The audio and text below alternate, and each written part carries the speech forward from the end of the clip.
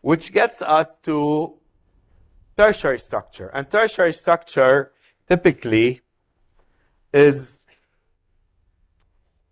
perhaps the final structure for most polypeptides.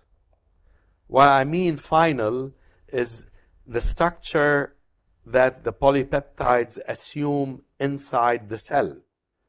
That's also referred to as the native structure. That means the structure a polypeptide assumes in the cell, and if it has a function, that's going to be the functional polypeptide. Tertiary structure typically involves folding of that secondary structure or super secondary structure upon itself to give you one final shape for that polypeptide or for that protein. Okay? There are two types of tertiary structures that we're going to talk about. Globular proteins, and as the term indicates, these are usually spherical in shape. They can contain different secondary structures within them, but the final shape is spherical. Typically, they have good water solubility, and typically they have a functional role, like enzymes, or maybe they carry specific proteins, specific molecules. Maybe they carry oxygen. Maybe they carry other molecules in the bloodstream. So they have some dynamic function. Globular proteins. Many of the proteins, many of the enzymes we will talk about fall into that category. The second type of tertiary structure is called fibrous proteins. And fibrous proteins basically are the opposite in a way. They're rod-like. They have low water solubility. They have one predominant secondary structure. And most of the time, they are important structural components of cells and extracellular matrices.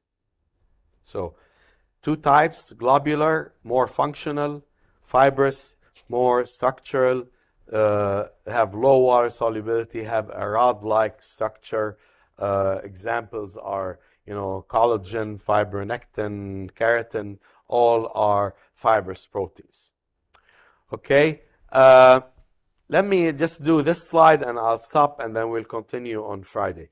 So I want you to appreciate, let's say we're talking about a globular protein forming its tertiary structure. It's going to fold upon itself. Here's a straight polypeptide. It's going to form maybe an alpha helix. Then the alpha helix is going to fold upon itself, maybe end up with a spherical shaped molecule.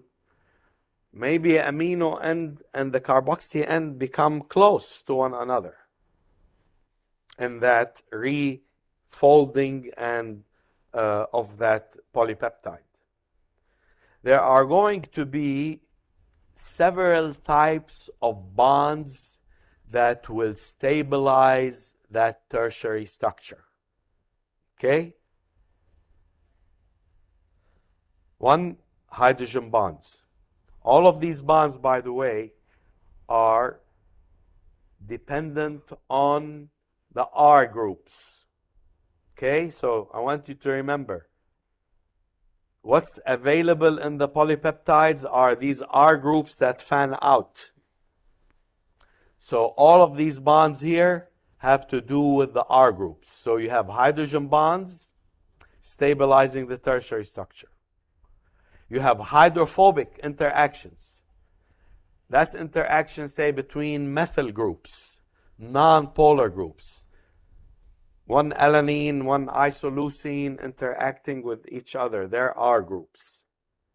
Electrostatic interaction. That's ionic interaction.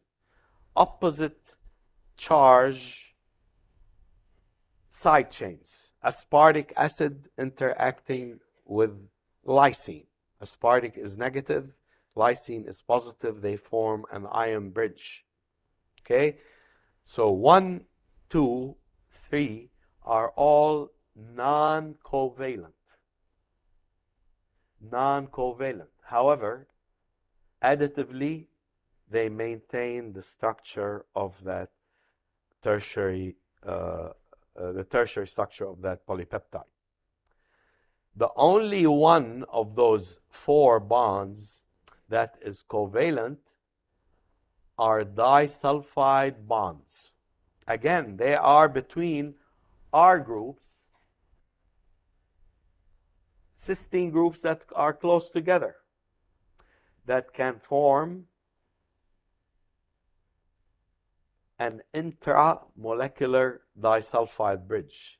But in terms of strength, this is one of the more important ones because this is a covalent bond, while the rest are all non-covalent. Those are more easily disrupted. The disulfide bonds, because they are covalent, they're much harder to disrupt. If you like this video, please subscribe. Thank you.